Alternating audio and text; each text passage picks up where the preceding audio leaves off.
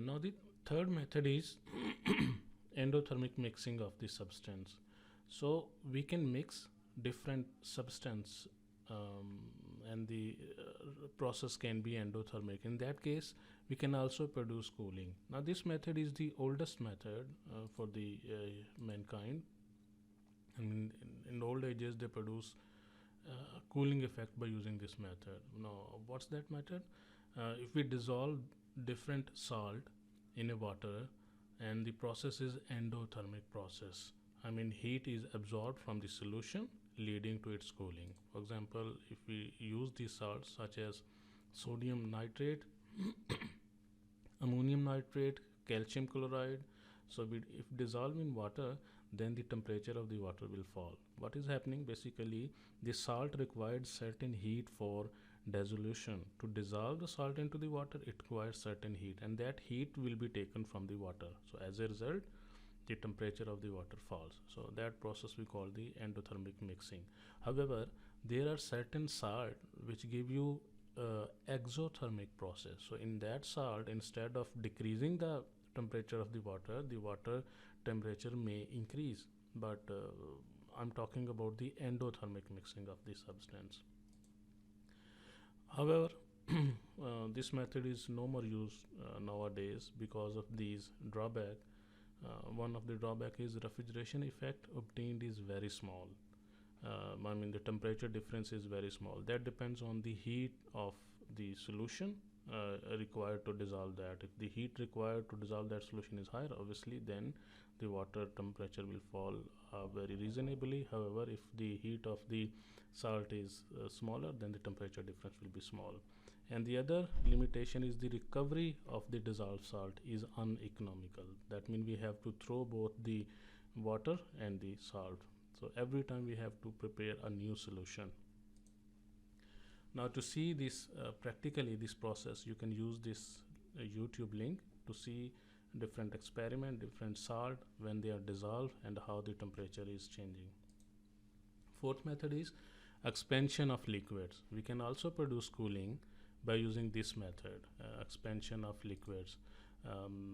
For example, if we have at state 1, if we have a high pressure and high temperature liquid, then if we allow to expand that high pressure and high temperature liquid in a turbine, then at state 2, at the outlet after expansion, then the temperature and pressure of the liquid will be lower than state 1, and due to the difference of that enthalpy, we'll get certain network output. I think we have studied this in previous chapter, the same fundamental concept. And similarly, you are also aware of the isenthalpic process. In case of isenthalpic process, we may use a porous plug or a throttle valve. We call the throttle valve. So what's the objective of this porous plug? If we have certain liquid, high pressure liquid, and it is allowed to move into the porous plug, then at state 2, the pressure and temperature of that high pressure liquid will be lower. We assume that plug is adiabatic. I mean, no heat can move into or it can leave from the porous plug. So that's called the isenthalpic process. So the enthalpy remains same at state 1 and state 2. However, at state 2, the temperature and the pressure will fall. Basically, enthalpy is a combination of the two terms, internal energy and PV. So if the one term is increasing, the other term is decreasing. As a result, the overall enthalpy remains same. However, in an ideal case, the expansion process is isentropic. I mean, we assume that that's the isentropic process. That means no heat can move in or out from the system or from the turbine. Right, both for the case of throttling and expansion in a turbine, we can produce cooling. And then the fifth method is expansion of gases. We study this in case of gas turbine. That's just like in case of liquid expansion. In case of the gases, during the expansion process, if we compare at state 1 with state 2, at state 2, the temperature and the pressure of the gas is lower after expansion in a gas compared to the state 1, and we get certain work output as we study in the gas turbine. Now the sixth method, this is very famous nowadays, thermoelectric refrigeration. In that we use a effect called Peltier effect. Right? This is opposite to the Seebeck effect. I hope you have studied Seebeck effect. This is opposite to the Seebeck effect. Peltier effect is the given name after a French scientist whose name was Peltier in 1834. Now this effect is based on the principle that if we use two dissimilar metal, let's say metal X and metal Y, they have different conductivity, and if we are allowed to join at two junction, let's say junction A and junction B, then if one of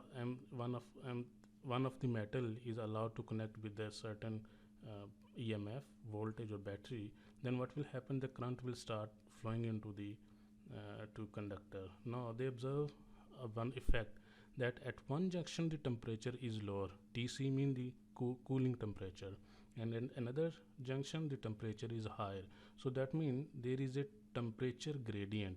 At one junction we have low temperature, whereas another junction we have high temperature. So due to this temperature difference, heat can flow. So that means we can place this junction in a place where we have certain heat, so that heat will be absorbed by that low temperature junction, and then it will move to the another junction. So at junction B we can place a fan here, so that fan will disperse heat into the atmosphere. So this process will keep on continue, that this junction A will absorb heat, and this junction B will emit heat to the atmosphere. So this continuous process. So this place, we can place certain item here, so the heat of that space can be removed from this area. So as a result, at this space we can produce cooling, right? So in that for these metals we are using exotic metals and a small fan which disperse heat into the air. What are the advantage of this method? This is basically totally environmental friendly and contains no hazardous gases, no pipe, no coil, no compressor. The only moving part is a fan which is operated with the help of 12-volt battery. And what are the limitations?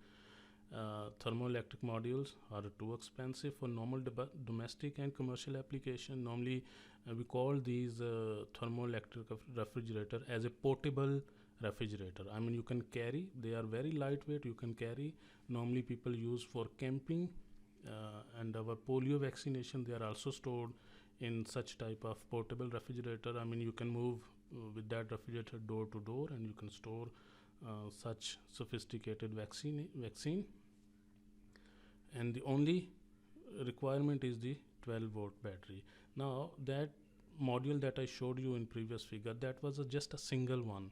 We can connect these in a series of module to produce a large cooling effect. So that's the end of this lecture. If you have any question, you can email me, you can message me. This is the online lecture. For interaction with the students, I have decided to use Zoom. So my TA of both for section A and section B, they will create an account and they will send you invitation to join that group in a Zoom.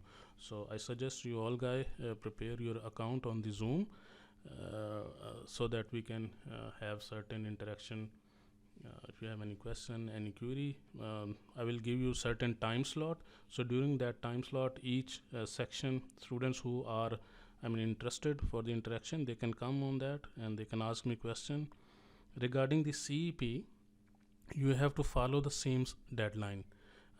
Those students who want to submit with the handwritten, they can scan the handwritten report and they can email me. And those who are already typing, so they can easily email me.